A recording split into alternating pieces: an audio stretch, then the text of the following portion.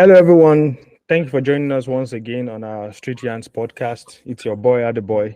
And joining me as usual are my two co-hosts, Emmanuel Ade and Dayo Lamidi. And today we're going to be talking about an issue that is another current issue that affects all of us. We're going to be reacting to the Tinubu's presidency, even though it's only a few weeks old. And there are some policies that have been made that we feel like it's important that we talk about. A lot of people have been talking about it on the street, and yeah, we're going to be having another aggregate of opinions concerning those policies. And making a return to the podcast is Hafeez Udunuga Agasoka. And joining us for the first time today will be Emmanuel Son. He's going to be gracing us with his presence, and we're going to be rubbing minds and sharing opinions on these relevant issues. Ade, do you want to jump in? Yeah, good day, everybody. It's been a lovely time, and it's another lovely time again. So today, our little discussion is going to turn big. It's going to turn very big because we know something now very rampant is this palliative and the fuel issue. Recently, we had the gist that fuel went from wherever it is to 617. So the way fuel has been growing recently is growing more than people's destiny and financial situation. The question is really, are the poor allowed to breathe, or is there something we're not seeing? So if you had to throw the question to the house now, what do we think is really going on about the fueling, the palliative concept, and the whole general connection of Tinubu to the people? What is surprising, really, and I'm going to bring in our guest very soon. To your point, Ade, that on the issue of that connection, one of the things that people got excited about with Tinubu is the way he answered questions during the interview segments leading to the election, and the fact that a lot of the things he said reflected an understanding of the people's problems and the things that people were going through. So coming in, the expectation was very high that the policies will be pro people. So from this perspective, I would like to bring in Hafeez. It's the first day of inauguration. He announced subsidy is gone, and immediately fuel price went up almost like the next day.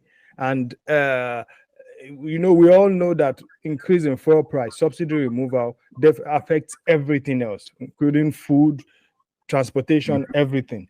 So being a pro-people person in terms of Tinubu, or at least that is what he sold to us, and taking that action, Hafeez, what's your own reaction to it? Okay. First of all, I'll say it has been very hard this past 1 to 2 months of his government. It seems anti-people. Okay, if it is to fight, from my own perspective, it is one, to collect from those people who are eating deep into Nigeria's purse. That is the elites, as they say, or the cabals, the fuel cabals. Then secondly, to rejig our debt profile to make it look good, because our debts, I think, 70 something trillion, the last count of it. However, the people are suffering for it, and it is very evident in everybody's complaining. Okay, this if we say we want to make sure we get income, you widen your tax nets, you remove subsidy to cut expenses and the likes, and at the end of the day, the leadership, that is our government, they are still spending the way they spend. They are still living life the way they do. Then the austerity measure is not general. It's just for the masses. At the end of the day, out of 500 billion, that's supposed to be for the palliative, for this to cushion the effect of this fuel subsidy. If people are taking 70 billion for the National Assembly. No, tell me. And the word on the street is that this 70 billion is just, okay, you people, we know you, just the word on the street, or I'm not saying it is, it's just 1411. That, okay, you people had expended money for, what's this thing called, the elections and the likes. So let's just look for a way to say we want to give ourselves something back. So in the end, the people are still suffering, and you people are still living the largest life. Because look, tell me, okay, we've been asking this government, how do you people come about this 12 million households? You want to give this 80,000 naira. Okay, at the end of the day now, he said you want to review the president says with the presidency, or let me put it that way, they should review the palliative. So which means you don't know, or you are not very sure of how to go about this palliative in the first instance. So why cut, this is why I'm going to put a stop to this. Why cut a patient open, a patient that is meant for surgery? As a couple, before you know what the kind of surgery you want to do. Full anesthesia. Okay, you know the surgery. But you didn't give the patient anesthesia just to numb the places you want to. But you first cut the patient open. The patient is now crying for help. He's in agony. That's when you know, okay, let's administer some anesthesia so that the pain will. No, it's not done. So it is careless for me. It is painful. I want you to react to Hafeez's opinion in terms of it's almost like the government are not prepared for how they are going to ameliorate the pains and sufferings of the people before they pull the rug from under their feet by saying subsidy is gone. Do you think it's what the government is doing now is more like a reactive measure? Or do you think there's a game plan that is in place that we are just not patient enough to see play out? Yeah, I think it's one of the last one. However, thank you so much for the opportunity. Yeah, it's very easy. First of all, President Tinubu was not the one that stopped, what's it called, the subsidy, right? The former president Buhari did not even make provision for it in the budget. What they made provision for was from January to June. That's like half of the year, right? So there's no provision for it in the first place in the budget, right? So what Tinubu did was just to continue what Buhari has started. There's no provision for it, which means it has stopped, right? Tinubu did not prepare the budget for the year 2023. Buhari did. And in the budget, there was no provision for subsidy, right? It stopped from January. I mean, that was when it came in. The idea was, oh no, there was already a provision for the subsidy till the end of June, right? However, obviously the marketers want to make profits and everything. They just jumped into the opportunity when Tinubu mentioned the fact that he's not going to continue subsidy, which means it has stopped, right? So that is first. So which means that we cannot be saying Tinubu should make provision for a subsidy, something that he did not plan, that he did not even do in the first place. Which means that if you are going to accuse any government, it will be the previous government. That if you know you're going to stop this thing in June, okay, what provision did you make in place? Okay, if it's going to take effect, because we already know the implication of this, right? So if there was no provision in place, you cannot be blaming the new government who just came in and just expecting to just put money on the streets, right? Somebody that is just trying to stabilize the economy is barely 3 months in the government, right? And we're just wanting to just put money on the street like that. However, it has come, and it has come to stay. As a matter of fact, I don't see it coming back, right? So hinged on that, right, there's a reason for him to respond on the immediate, right? Because of course, the people are suffering, people are trekking, and we've seen different state governments coming up with different ideas on how to, help their masses and everything like that. We saw what happened in Edo State, right? In the Para State, I mean, something happened as well. I think they minimized the number of working days and all that to 3 days and all that, just to reduce the burden. And I know the Lagos State government was trying to do something with BRTs. I don't know how far they've gone with that. So different states are coming up with idea, and this is supposed to be the idea. I mean, why do we have state governors? And we expect Tinubu to just cater for all Nigerians. And ask yourself, why do we even need state governors in the first place if Tinubu is actually responsible for all Nigerians and is supposed to take care of all Nigerians? Obviously, it's the president, right, at the central level, right? Which means that the reason why we have state governor is for the job to be easy for him at the top, right? Which means that if every state governor is taking care of their own people, right, definitely it will be easy for him at the central. But do you think the state governors have enough resources to be able to take on this task? Yes, they will not have enough resources. You know why? Because all the money we use it to pay subsidy in the first place. Or ask yourself, why do you think it was difficult for state government to even pay the 30,000 naira minimum wage? Why? Right? Because there was no money. Because the state governments, they depend on the central, right? And the central needs to give the state money, right? Now, if the central is pushing money to subsidy, tell me, how are they going to give money? It got to the point that we had to borrow money to pay for subsidy. It was that bad, right? And as of today, if we listen to the news already, as of today, based on the information on Twitter, anyway, there's an information that the Federal Account Allocation Committee is to share 1.9 trillion, right, revenue in July, probably the highest ever according to the cable. The fact we meet to the Abuja to allocate the revenue to tiers government, the federal, state, and local based on the sharing metrics, trying to shift more focus on our, which means they're able to get this money from the money saved from subsidy just in 1 month alone. Okay. Just in 1 month alone. A few weeks ago, when they were talking about in the initial stage, I'm sorry to cut you, but we're talking about money that we saved. That's why I want to react to that statement.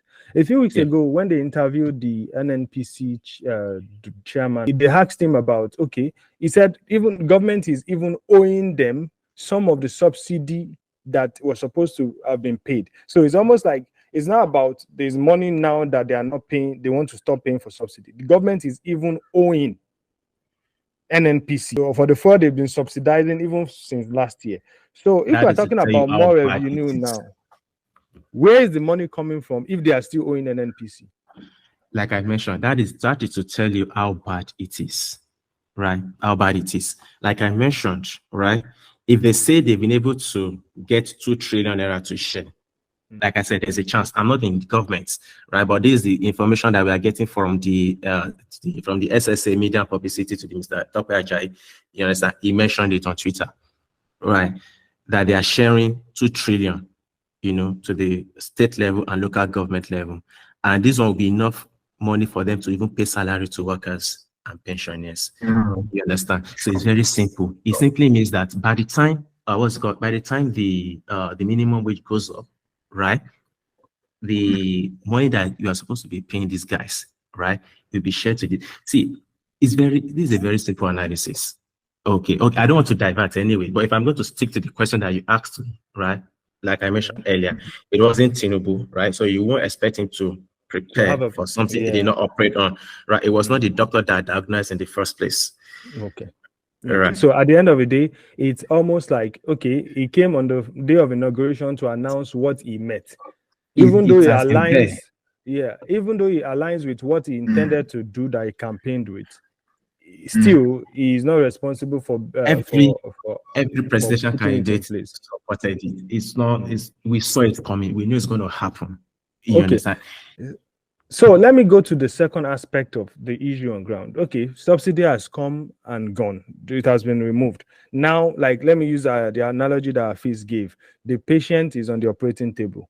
He's crying, even though it's one doctor that started the operation. Now, we have brought in a specialist, so at least somebody who's campaigned on the basis of, I know the problem. Don't pity me. I know what to do. And now, the patient is crying on the table. How do we ameliorate the problems that this subsidy removal has caused? Well, if we are moving away from blame game to, what is the way forward?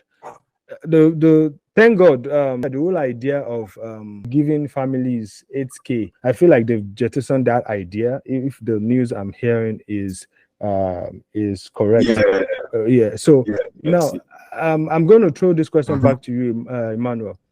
When we're talking about the palliative measures, the ones that has been suggested right now, especially vis-a-vis the point that Hafeez made about, okay, you are asking people to be patient, to sacrifice, to hold on, to say, oh, this is the tough time. But then those who are in the position of leadership, they are not going along with this sacrifice and patience story you are giving the public. They're not supposed to be, as part of, okay, we're trying to do what is right. Is the government not supposed to be making sacrifices of its own? And this idea of even sharing money, where did it come from in the first place? So let me not ask you too many questions at the same time. The first part of it is this idea: what are the palliative measures that are in place? Now you are in the hospital, in the operating room. Now you are the doctor in charge. You are the one that has asked for this job. What are the things that the government is putting in place, particularly now? Not just about sharing more money to share to the state government. What are the things they are putting in place now that can actually affect the common man on the street immediately to ameliorate the problems? All right, thank you. Okay, I mentioned earlier, right? I understand the fact that different states are already putting up different measures, okay, for their people's welfare, right? That's one. And of course, the idea of the 8,000 naira, palliative is not a new thing. I mean, globally, I know of different countries who have used the same measure, to target the poor in quotes now.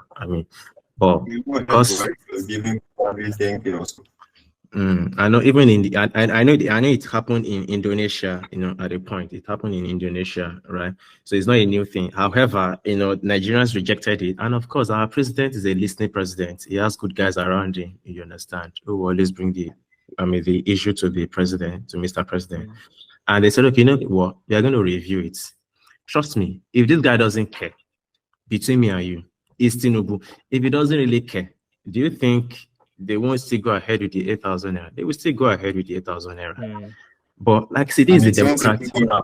See, this is a democratic government. It's not a military government that somebody will just wake up one day and say, "Yeah, go and do this," and they will just go ahead and do it. There are processes.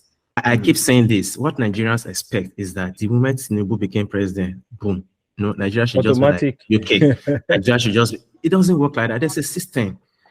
Especially if you are talking about an economy. An economy is not just something you just wake up one day and boom, everything will just go up. It doesn't work that way. There are processes to these things. So if at all Mr. President has something like in place for the people, he can't just wake up one day and just say, Alake, oh yeah, go and do this thing. I don't care whatever anybody says. No. Yeah, there has to be processes. You have to get permission from the National Assembly. You have to write some stores, different stores. Bureaucracy and all that, which means that whatever they're going to have a plan, whatever they have in place, we have to be patient for it. Between me and you, even in our offices that we work safe, you understand? If they tell you that they want to do this thing, it will still take time. But we both know that this thing will happen anyway, one way or the other. Yeah. Do you understand? So let's assume, okay, for example, of course, it's in the news that they are reviewing the minimum wage already. Minimum wage is not just something that Tinubu will just wake up and say, especially, the fact that Tinubu is not, it's not someone like Jonathan or Buhari or something. This guy, they know their onions. These things are not, it's not strange to them. They know the processes. Okay. He has good teams around him. So if at all, first they are reviewing the minimum wage, which I think is a bigger solution, right? Why do I say that? The reason why people are like, why we are suffering in quotes is because our purchasing power is low, right? Minimum wage is 30,000 naira. What can it afford? How far can it go, right? If, for example, our minimum wage is 75,000, 150,000, 100,000. So to say, 600 naira per liter fuel will not be a problem for a common man, because that would be the least.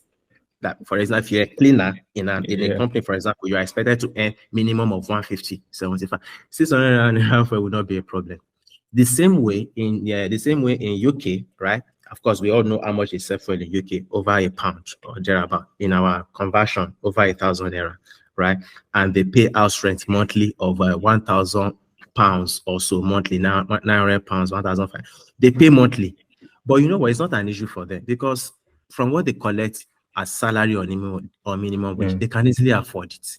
Yeah. So basically, your point is based on the fact that their purchasing power increases. it really doesn't affect them too much.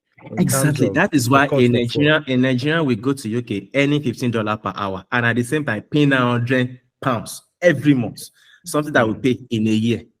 Yeah. Here in Okay, Nigeria. Dayo, you want to react to what Emmanuel is saying, Dayo. Okay, I just want to buttress Hafeez's point when he said the situation is like when a patient is in a theater room being cut open without giving anesthesia, because the subsidy has been cut off, but the structures that are supposed to be in place to cover up for the lapses that we are facing now are not in place. And they are saying these things will take time, these things will take time. For how long will it take? If the subsidy is to just go off like that, how about making it work hand in hand?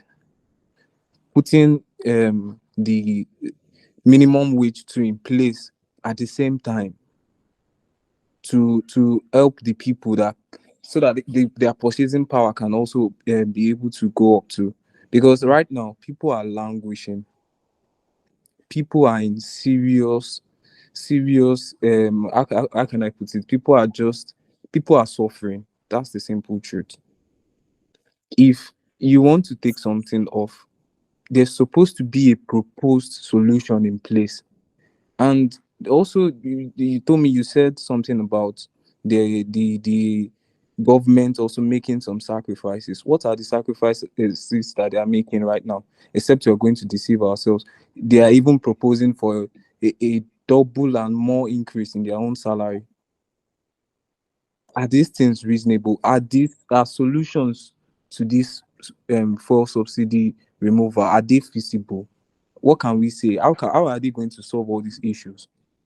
Or is it Because only the masses that are supposed to be patient? as in you understand my point exactly. Because is it just the masses that are supposed to be patient?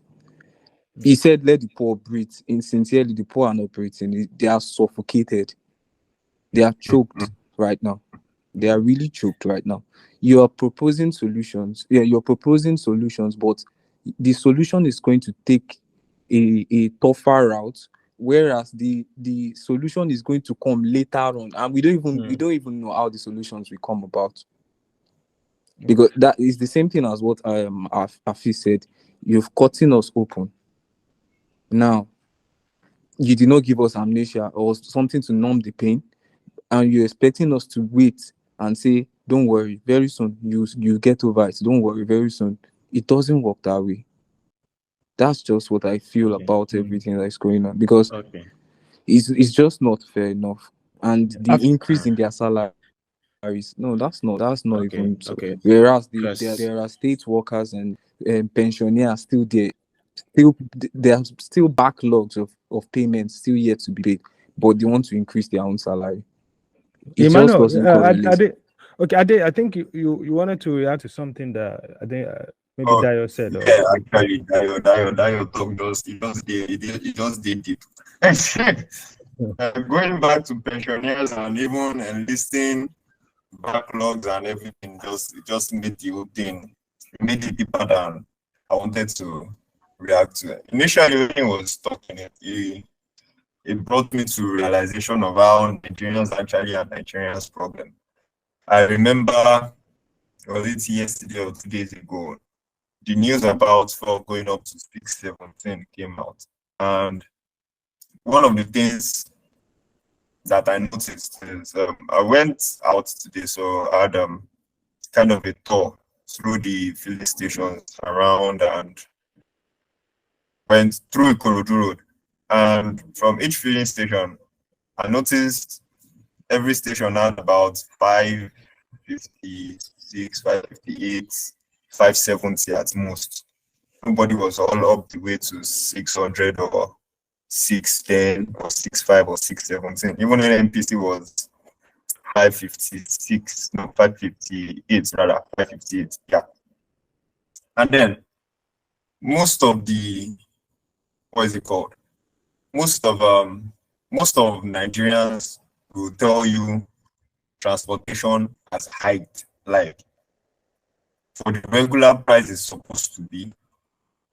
Places that were 100 naira had gone to 200, double the price. Places that were 150 are now 200, 250.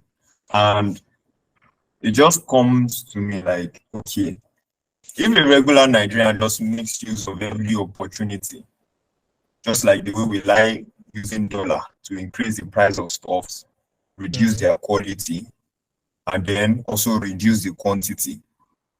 And we also just use fuel, which, because I had to ask, like, don't people know that the fuel hasn't actually gone up the hike the mention it has gone?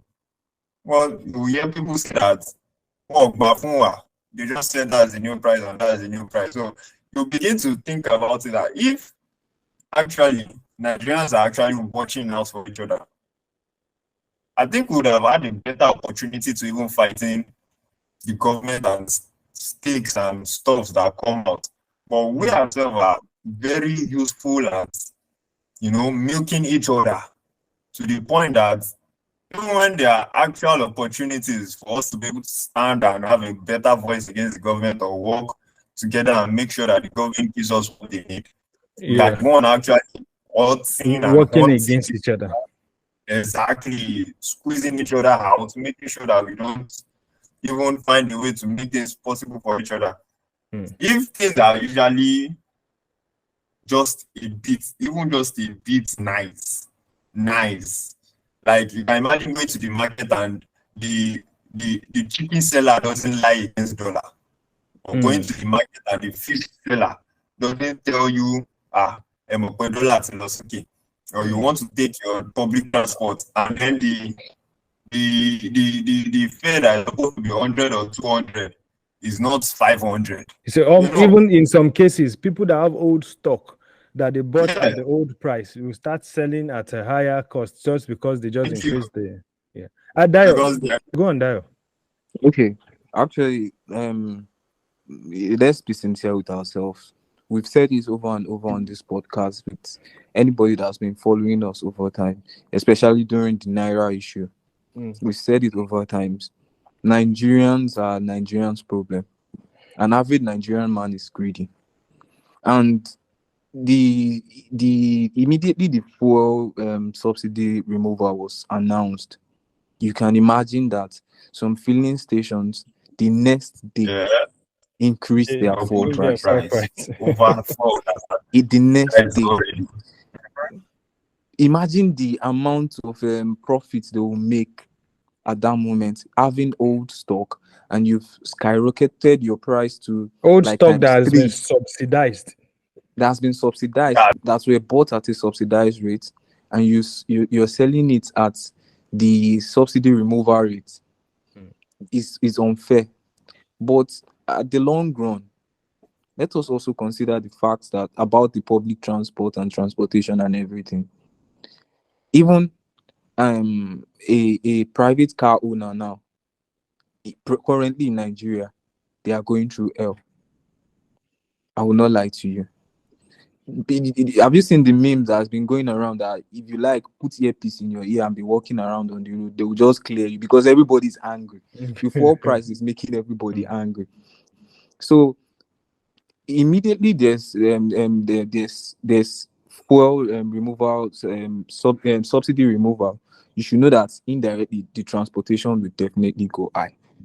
Where the problem will now be is when probably the proposed solution has arrived and our purchasing power has gone up and everything, and the price still remains the same.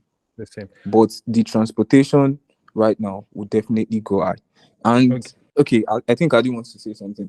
Yes, definitely transportation will go high.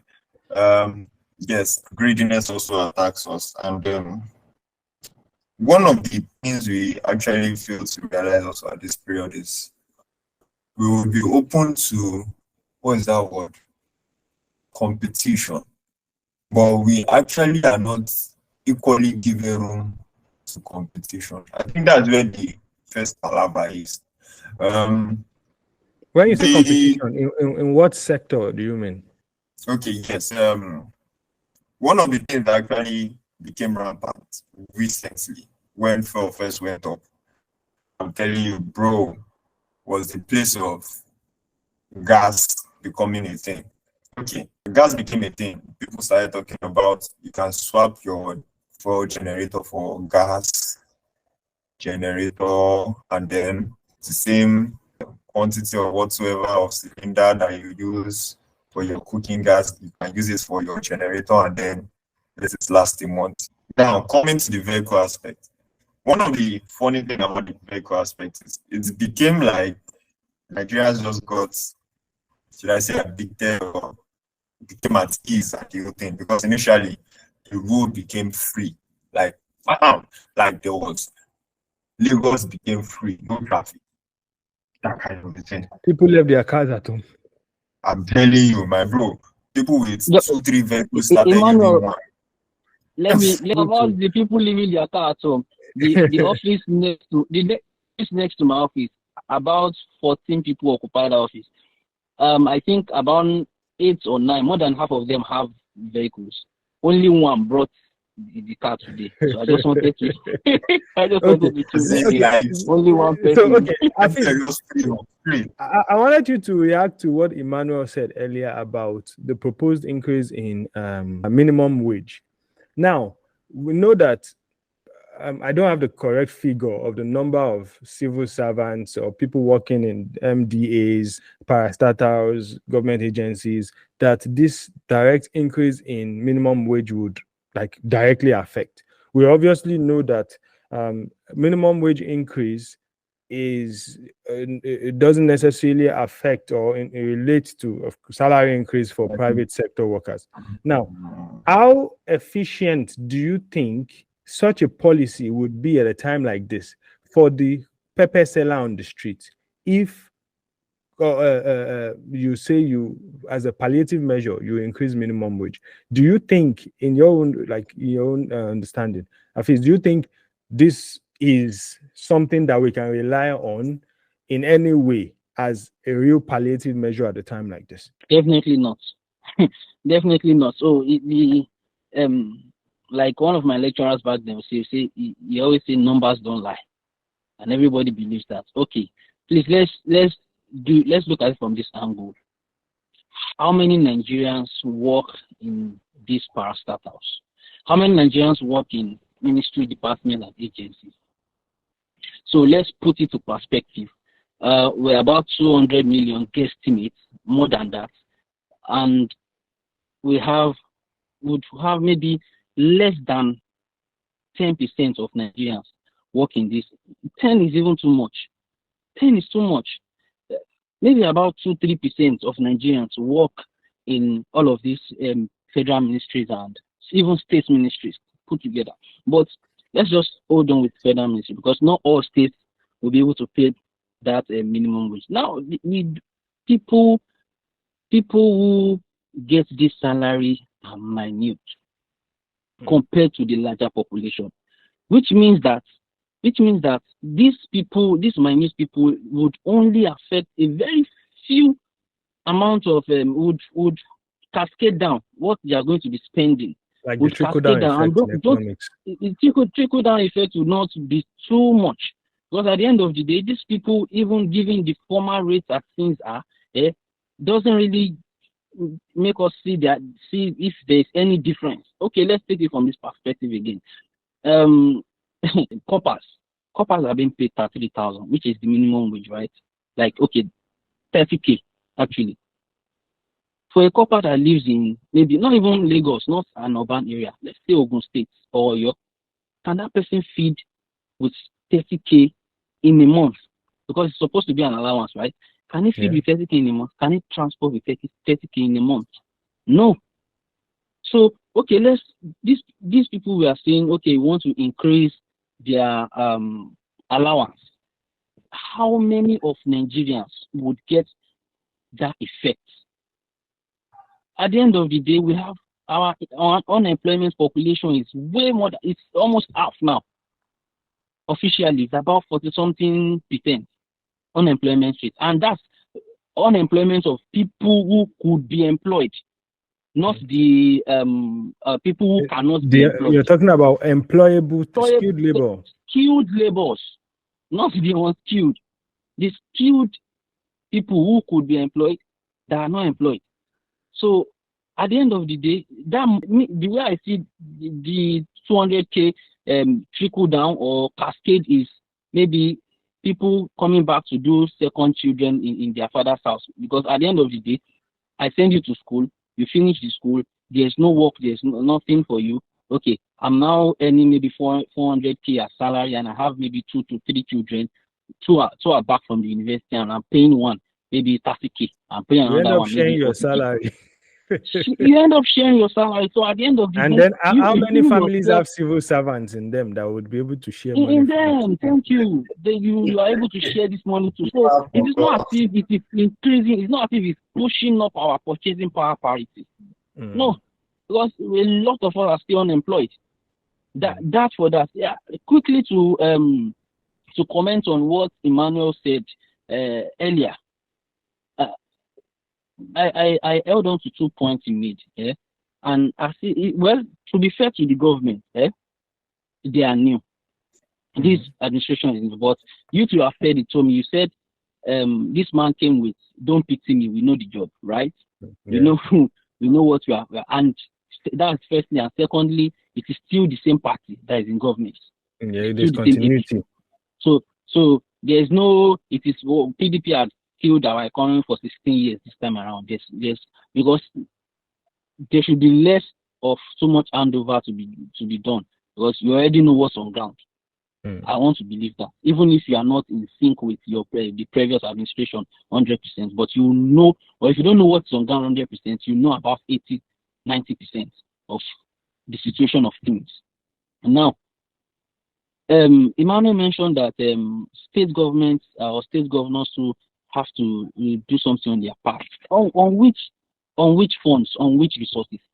Don't forget, this federal government, they've made enough revenue that they want to share to them, which they will be able to. Even at that, at the end of the day, okay, why is it that the revenue is still coming from up? Because we are not operating the original federal system of government that is supposed to be operated, whereby each state will have its own powers, will have its own resources, will have its own, everything on its own. We still have concurrent, exclusive, how do they put that in? Exclusive laws, concurrent and residual laws. And at the end of the day, what's on exclusive? The states cannot put their mouth in it. The oil in Bayelsa State still belongs to Nigeria. The coal in Enugu or whatever still belongs to Nigeria. It doesn't belong to those states. So at the end of the day, the states depend on tax. So how many businesses are they taxing in their states? How many businesses do you expect Benin to tax? How many businesses do you expect Sokoto to tax? And still not open its mouth down for the federal government. There's no true federalism. So let's forget about state government. Hold your state governor by their boss. Let them be responsible.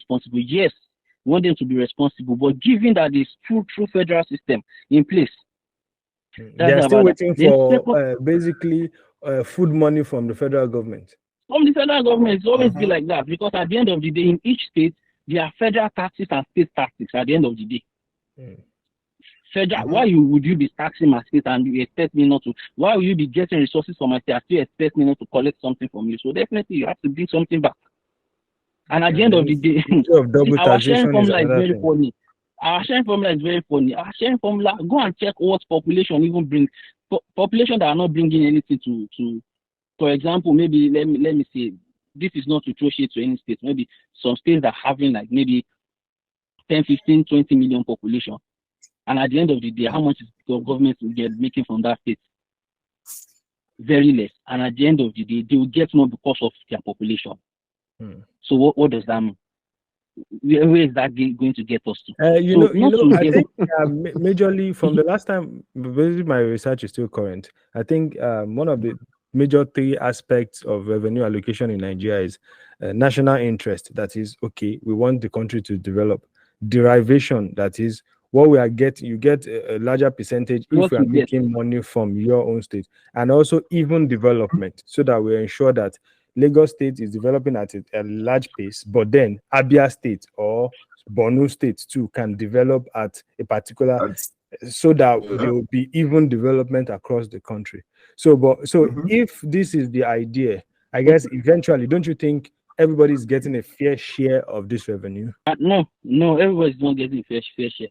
That's the truth. Because if it is about that fair share, then Lagos should be getting about 60 to 70% of that revenue.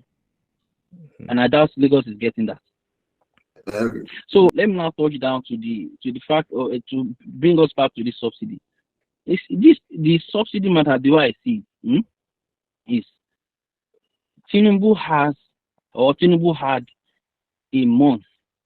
He had 1 month to further look at the true situation of our accounts, the true situation of the subsidy, the payments, and everything that has to do with it.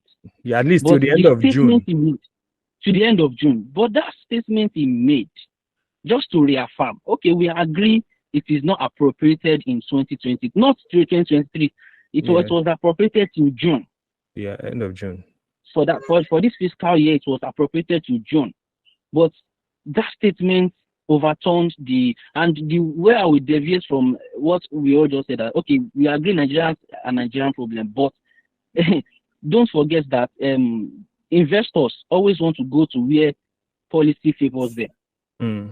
What Tinubu said that day was his first policy, and that for policy favored those people. They are business people, and they took the right actions based as capitalists. And don't forget, let's not even forget again. You mentioned that to me, that do you know that this subsidy has not been paid for a while now? Maybe to backtrack to like end of 2022. Subsidy so has what's not the been point paid of going on since you're going to cancel it next month? So this is what I'm going to learn. If Tinubu had not mentioned that if he had maybe said, okay, the past government did not provide for subsidy till, okay, we know we are owing you people. We are going to pay you people till June. But from July 1st, 2023, there's nothing like subsidy again. It will have bought him time to prepare for what is to come. Let me bring Emmanuel in at this point. In reaction to what the point that Hafeez just made, do you think that Tinubu made a knee-jerk reaction by making that statement on that inauguration day? Let's look at a scenario where maybe one of the speculation is that the whole idea of talking about subsidy was not even in his speech. He decided to add that to it. So do you think if Tinubu had, is a new government, giving himself time, that anyways, budget still covers this thing till end of June. I know the way people react. If we say we reaffirm it now, it becomes a policy as if, and what happened eventually will happen. Do you think if Tinubu had just decided that, let's not talk about this thing, let's wait till the end of June, so that between now and the end of June, we are owing NNPC anyway, so it's not like we are giving them any money. So, and that's why I talked about, did they actually save? I don't think you can save when it's almost like you are saving while you are owing somebody money. It's difficult to save. So do you think if Tinubu had given himself a little bit of time, that 1 month, to say, okay, let's prepare palliative measures, so that by the time we say, okay, subsidy has stopped though, by July 1st, these things that we are waiting for now would have already been in place. These palliative measures that you are now thinking about now would already be in place by that time. What do you think, Emmanuel? First of all, I have an impression I'm against like 4 people. Okay, 3. No. Well, it's fine. We are trying to create a policy analysis. It's okay. It's no big deal. That was a joke, actually. Yeah. It's no big deal. Okay. Your question is noted, Tomi. Is noted. However, I just want to react a little bit to number one. I want to react to Dayo about the National Assembly increasing their salary. Number one, they did not increase their salary. All right, they gave 70 billion, to they are new members. I think 70% of the National Assembly guys are new, right? The 70 billion is just to support the working conditions of the new members. Okay, so it's not like they increase their salary. All right. Okay, I want to react to the minimum wage thing and all that. When Hafeez mentioned that there's no way it will help the masses. Like, there's no way, like, in short, doesn't make any sense. And I ask myself, okay, what do we want from this government? You said no, don't increase salary. You said no, 8,000 naira is too small, right? So Hafeez, on the immediate, because, okay, fine. Now, let me connect it to Tomi's question. Like, let's say we have waited till June and they have planned. What kind of palliative do you think this government will plan, all right, within May 29 and June 30? 1 month, right? 1 month. But then you are supposed to prepare for the exam before the day of the exam, though. No, what's it called? I understand. It was elected before then, since February, right? It was elected before then, but it was not the president. He exercised knowledge of the problem. Yes, yeah, he knows, right? He has an idea, right? But trust me, he was not the president. A lot of things he can't sack the CBN governor and put a new president and say, okay, this is the policy I want to put in place. So to prepare me for May 29, let's be realistic. This is government. A lot of powers are at play. Let's be realistic, right? The moment he came into power, May 29, was when he can say, okay, guys, this is it. He can make decisions. He can only say, okay, maybe if I get there, I will do this, I will do that, right? And of course, immediately, inside the CBN governor, part of his plan, right? He removed the subsidy, part of his plan, roll out a lot of policies, right? The education, all those kind of policy, tax and all that. He rolled them out, right? But all of these policies, they all have implications, right? But it still boils down to the fact that let's assume that, okay, he had waited till end of June. And the idea is for him to, make room for the plan, the palliative, that will take place immediately the subsidy is removed. I want to ask the House, like I'm asking everybody now, what do you think Tinubu would have done within 30 days, right? That will not make Nigerians in any way feel the effect of the subsidy.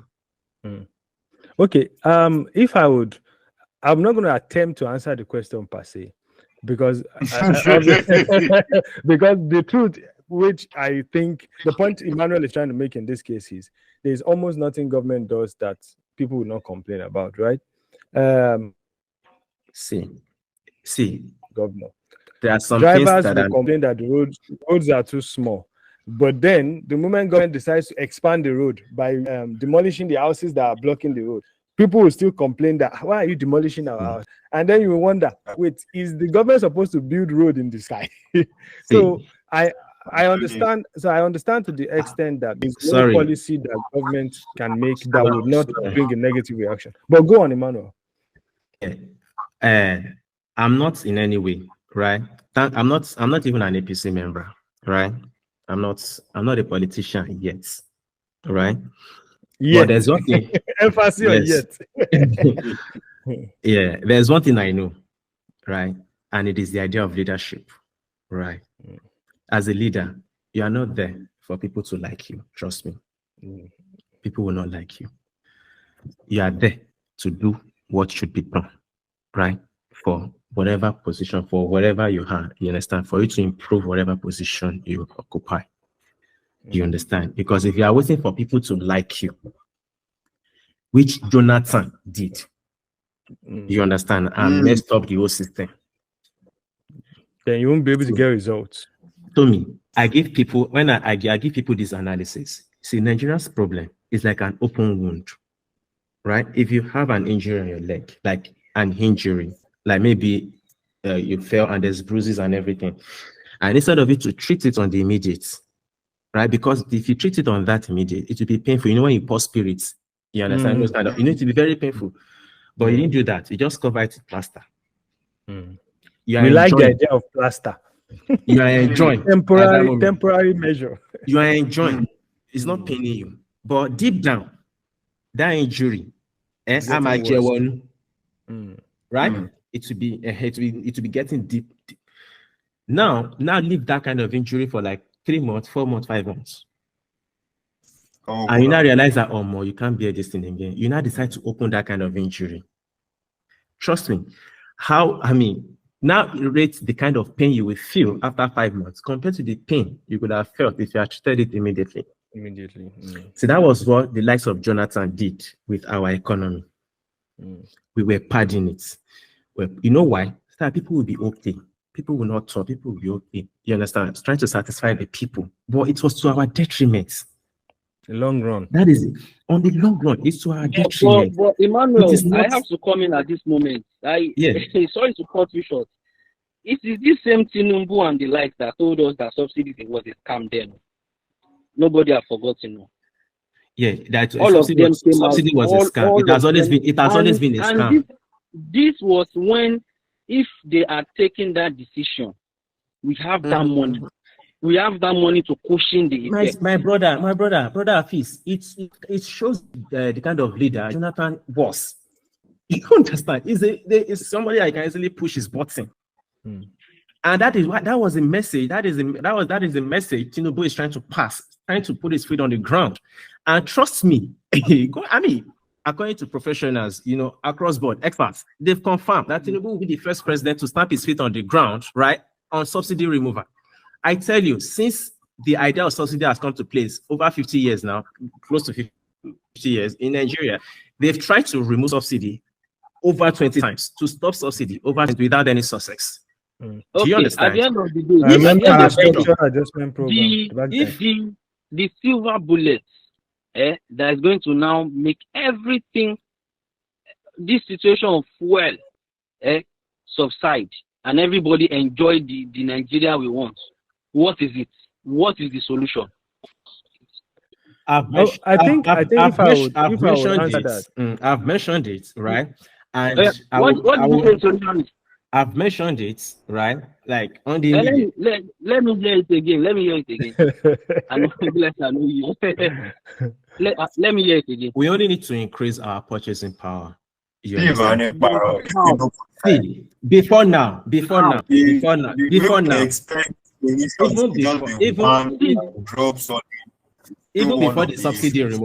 before the subsidy removal, there has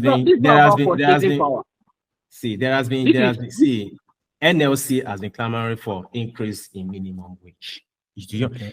How do you want to do purchasing power? Okay, what is it? Good. It is not about purchasing power, my brother.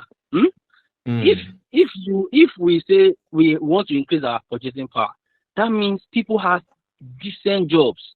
The informal economy is not the one driving the economy. I'm telling you, the informal economy in Nigeria is about 70%, if not more.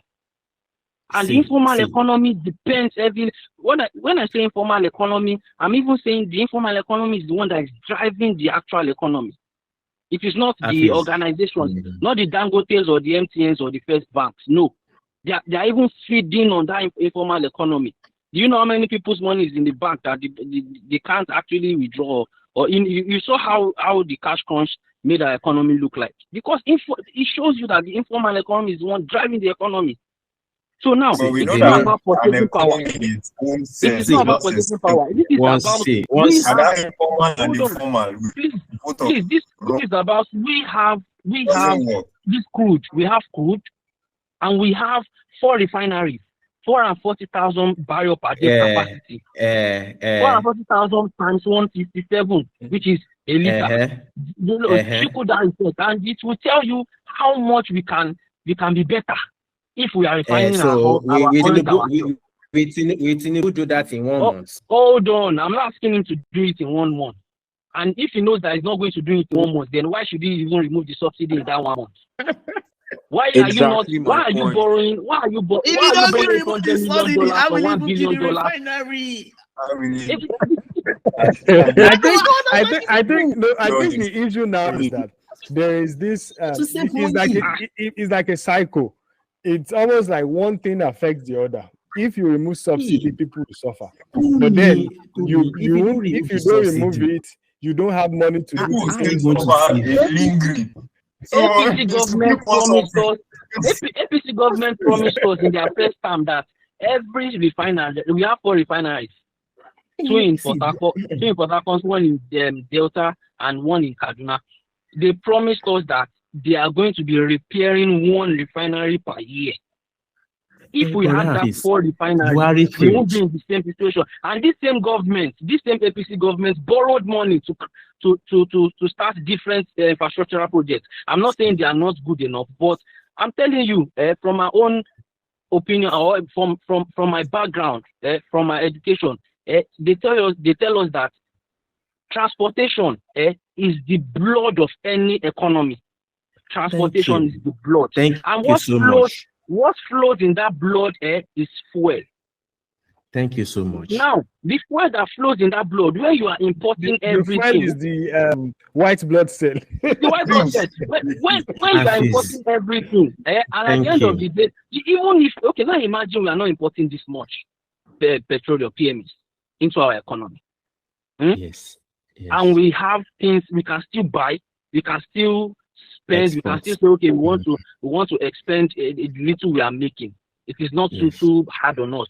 Then you can start thinking of, okay, let's scrap this, let's do new things, let's do that, let's do this. But that is not the situation. Now you say we want to increase our purchasing power parity. When when international firms are packing up and saying they want to go, I say, do you know how many? Hold on, please. In the last 10 years, do you know how many? Big companies have left Nigeria based on the new policies?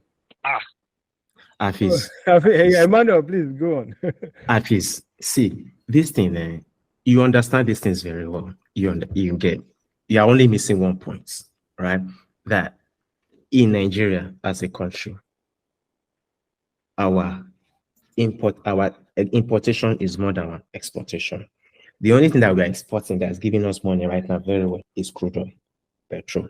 You understand? It's crude oil. That is the only thing that is giving us money very well. Now, look at it from this angle. We will export these things out of the country, right? Which means we've made money. But remember, we will still not bring them back into the country. We will spend money. Do you understand? Which means money is not staying. As money is going out, as money is coming in, it's going out again. Do you understand? Because this crude oil is our major source of income in Nigeria as of today. Do you understand? So it simply means that if you keep spending this money that you have exported or you have earned money, or you are not spending it again. Okay, trust me. How do you now want to improve other sectors? How do you want to improve the economy? See, a lot of things are tied to this thing. Without having to borrow more loans. See, exactly. See, that is why we keep borrowing to build our infrastructures, because we don't have money. We are not retaining money. It's a simple analysis. You understand? We are not saying we don't know how. Why? We are not saying we don't know why they are borrowing. We are not saying why we don't know where they are borrowing. We are saying there are things they could do to stop or to mitigate borrowing. Yes, that's it. That's where I'm driving to. You understand? I support the fact that they should have built refinery, but unfortunately, Buhari did not build any refinery. Do you understand? And I know probably must have said that there's no money. That is what they will say. Input anyway.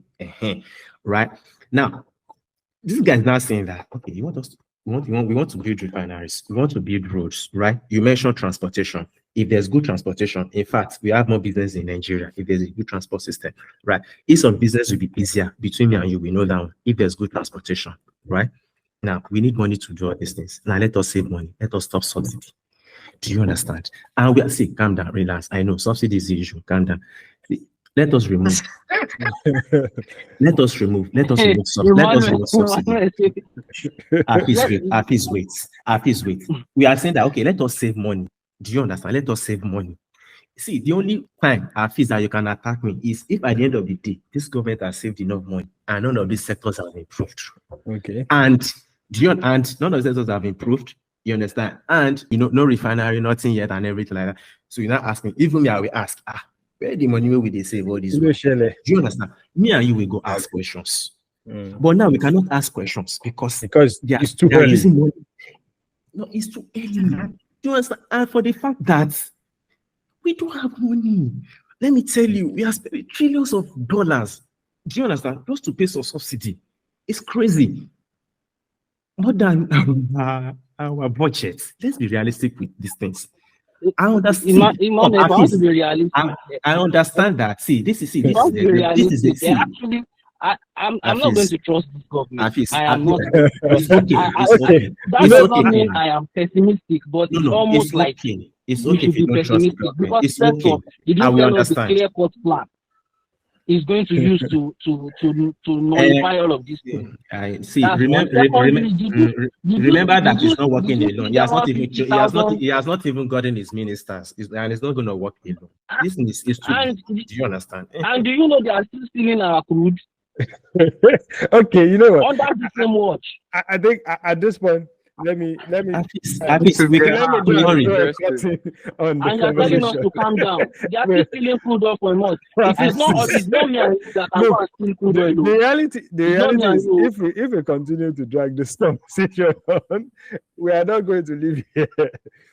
Tomi, Because- You won't leave here, I'm telling you. Tomi, sorry, just to make. Okay, Emmanuel, give a point. final remark. Yeah. Oh, final one. Okay. Yeah. Okay, now my final remark. See, it's very easy. You understand? If there's no, like I mentioned earlier on, right? The wound is so deep. Like when I say it's so deep, like now that we are now opening it, you understand? It will take more from us. And I also want to point out the fact that, see, this is a democratic government. It's not welfareism. It's not socialism. Do you understand? It's democracy. There are a lot of packages, packages that come with democracy. Do you understand? That's why we have the National Assembly. It feels like they're eating money. You see, this thing is not only in Nigeria, it's a global thing. Don't think it's only in Nigeria. If you go to any country, there are people, they are making money, they are enjoying life. It comes with democracy. Take it as that. It's different from traditional system of government or welfareism or socialism, or it's different. It's democracy. If once we accept democracy, then we must accept all these other things. Different. It's from Balablu.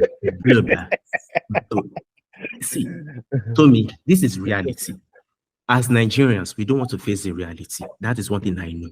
We are just, when we are just talking out of emotions, talking out of, see, it is what it is. It's democracy. Judiciary we enjoy. Your presidents we enjoy. It's a global thing. It's not only in Nigeria. There's no democracy. There's no democratic government globally that their president is suffering just because their masses want to enjoy. Give me one country, and they are practicing democracy. Give me one country.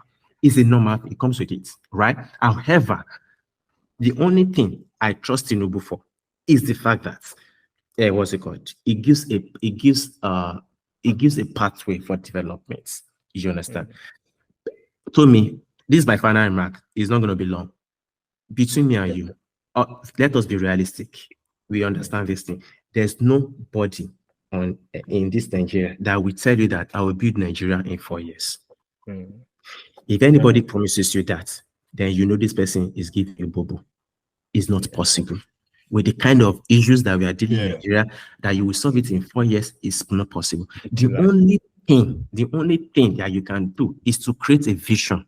That Baba, if you now follow this path, give it 10, 15, 20 years, and I go the top economy for the world. China did it. They created a pathway. They followed it over time. They are at the top already. India is doing the same thing. Do you understand? All we need, and that is why, one of the reasons why I supported Tinubu, is the fact that this guy, if he comes, he can create a path for Nigeria. He has a plan. That guys, follow this thing. He did it in Lagos. Everything that is happening in Lagos now, he did it when he was governor. He created free trade zone. It wasn't Fashion that created free trade zone. It was Tinubu that created free trade zone. And he saw the vision ahead. But it's not the current governor, but he put the plan follow there. no road. Baba, see, that is it for me. Do you understand? Okay. I know it may be painful now. It's me. 20K no full my tank. It's painful. Do you understand? I can't feel it's painful. Do you understand? It affects me because I know if you were kind now again. I was even calling my mechanic today if I can change to CNG. In the tell me try, say no possible. I said now you're on with the talk. Do you understand? So everybody is feeling it. But me, I understand what is going on. You understand? I'm trying to bear the pain. I'm trying to manage my cost. I'm trying to cut whatever I can cut. Why do you think more people trek in UK? You don't think people trek in UK? Go and ask now. Ask people that they trek. You get why? You get why? Okay, Hafeez, any closing remarks so that we can also, and after Hafeez, Dayo, you would also give us your closing remarks. Okay, for me, well, what I'll just remind all of us and the listeners is that Tinubu is a politician. And the first thing I know about politicians is that don't believe everything they say. So I hope, really hope there's light at the end of the tunnel. But the way I'm looking at this tunnel is not. If you say in 4 years, no president can develop Nigeria in 4 years, we are not expecting development. We've been living like this for a very long time. Even if we want that, we crave for that development. But we are saying let standard of living be very okay. And if standard of living is going to be okay, there are things to be put in place. You are not telling us how you are going to solve this situation. You are just telling us everything will get better. How? Are you building new refineries? If a single individual can wake up one day and say, I want to build a refinery, and he built a refinery, then what is making Nigeria as a nation, the government itself, a government rather, or whatever, unable to build 2 refineries and make costs of fuel drop drastically? We are in top 14 or maybe top 10 now of OPEC countries. We are producing. How is the consumption? We are importing. And let me quickly even chip this in. If you ask now, the cost of bringing a good things into Nigeria now, into our ports, the cost of that transport is now much more than the cost of the goods itself.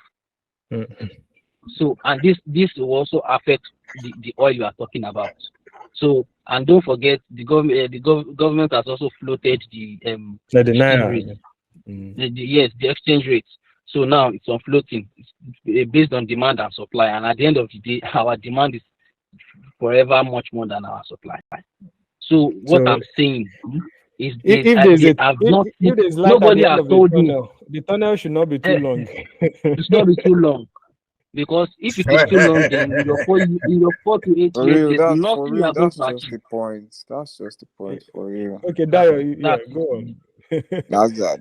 I don't know. I don't know how to put it, but I will always be on Hafeez's side because it's always speaking my mind. Because we are waiting for the lights at the end of the tunnel. But how long is the tunnel?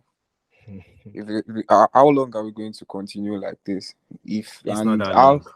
How feasible is this solution? What are the solutions that will help us get out of this as soon as possible? Because it's really not palatable at all, for real. Well, let's just keep our fingers crossed, because like Emmanuel said, we should be patient. Yeah, I said earlier, he said Nigeria cannot be fixed in 4 years, and that is quite true, because there has been problems upon problems. There was one time I was telling you, Tomi, that I hope we don't say we'll miss Buhari, because it has always been the usual. Yeah, after we always miss the previous person. You miss the person. You miss. So the problem has been concurrent. So, and then God help us. Emmanuel, Ade, do you have any closing remark? I think 2 things. I like the fact that we actually went through today's communication without, number 1, noticing or realizing we still have cabals in this nation. That was actually mind-blowing. It shows that whoever is in power presently has been able to do something strong enough to let us forget. Secondly, I think the fact that from the list of people we had on ground for the presidential seat, if we are to look at expectations of result and capacity of power and what they've done in the past, I think this person is probably the best option when it comes to results. So I feel time is actually would be of the essence. Time will just be of the Time will essence tell. on how the country actually plays out at the end of everything. I think that's just all I have to say. Okay. As a closing remark, I guess what I would just say is, like maybe I'll just bring together all the ideas that we've shared from Hafeez's perspective. I feel like the government should have been better prepared for those decisions. Knee-jerk decisions bring knee-jerk reactions, and obviously, people's life are at stake. For every single minute, you ask people to be patient. We know what that can mean to people that live on a daily basis. On if they don't go out to go and sell one thing or the other, they cannot even eat that day. So for every minute that passes, we know that government knows this, that life is at stake. But at the same time, like Emmanuel said, there's no government policy that does not take time to. We have to be patient with the government. At least we have voted in somebody who said he knows the way. And he did not say that it was going to be easy. As a matter of fact, he even said, yeah, even if it gets to tough times, don't pity me. I know the job, I took it. And another thing is, when it comes to the palliative measures, thank God, I keep thanking God that they have jettisoned this idea of the 8K per family. I did not like it at all. But at least for the other part, which is raising minimum wage, like, even though I feel like it will not have a far-reaching effect generally, I feel like if government is considering that, it still shows that the government is being responsive to the needs of the people, and they are at least willing to do something. Really, the options are limited. If we look at it, the options are limited. But as part of the options for increasing minimum wage for the public sector people, in my own opinion, I feel like some of the things they can also do is maybe for at least salary earners in private sectors, government can also tell the companies to say, okay, for the next 6 months, don't deduct income tax from your workers. That means that don't remit income tax to the federal government. This, I feel like it can also help. Even if it's anybody that is collecting 10K and the tax on the salary is 2K or something, that 2K can make a difference in that such person's life. So I think little things like this can also help. Trickle down effect is a real thing in economics. When minimum wage increases, one way or the other, it reaches everybody. But then it might not just be as quickly as we expect it to. But all in all, I think whether we like it or not, whether we voted for Tinubu or we voted for B or we voted for Atiku or even Kwankwanso, the reality is we are all in the same boat, and we have to trust our government. We have to hope on our government, and then we should also not. The fact that we trust our government should not restrain us from sharing our opinion. Even if you like Tinubu, it is okay to criticize some of Tinubu's policies when you need to. And I feel like that public opinion is what will help the government to also know whether their policies will be acceptable or not. Like in the case of the 8,000 that they wanted to share. I think maybe the outcry by people that they don't like the idea maybe contributed to the idea of canceling it. So I feel like all in all, we should be patient with the government and we should pray for them. They keep asking for prayers, and I think that is one thing that we can do to help them out. Continue to pray for them to make the right decisions, and we continue to also hope. Yeah, we should not stop talking about what we think, even if it is sometimes, because no matter how good a president is, some policies might be questionable. We should continue to discuss our opinions, but then patience continues to be the keyword. We pray that at some point, yeah, we'll all enjoy the benefits of this government. And so we've come to the end of this episode today. Hafeez, thank you for joining us. Emmanuel, thank you for joining us. You guys have really given us My pleasure as always. yeah, It's a pleasure. your insights have I been feel like very this is actually a battle between Emmanuel and yeah, Hafeez. and it was even an intellectual battle anyway, because I'm telling you. I enjoyed every bit of it. yeah, It's and all I'm sure good. our audience too will enjoy it when they listen. So thank you for gracing us with your presence. Hopefully, we will be able to bring you guys back again, and we'll be able to come at some point, be able to say, Emmanuel, you said so. we can see the results. You were right. I also, Yeah, that's the I would hope that prefer. we I all would have. also prefer that to. Yeah, we all prefer to say, "Oh, Emmanuel, Allah. you're right." Now it's every Nigerian Because- need, but Yeah. Because whether we like it or not, the Yeah. government is upon us. Yes, So it's like we have no choice at this point. So there's no point wishing the government bad or wishing the government failure. at all. We're all in it together. So we've come to the end of this episode. Thank you for joining us. As usual, listen to, like, and subscribe and share. And we would also like to hear your feedback in our comment section. Thank you everyone for coming. Bye-bye.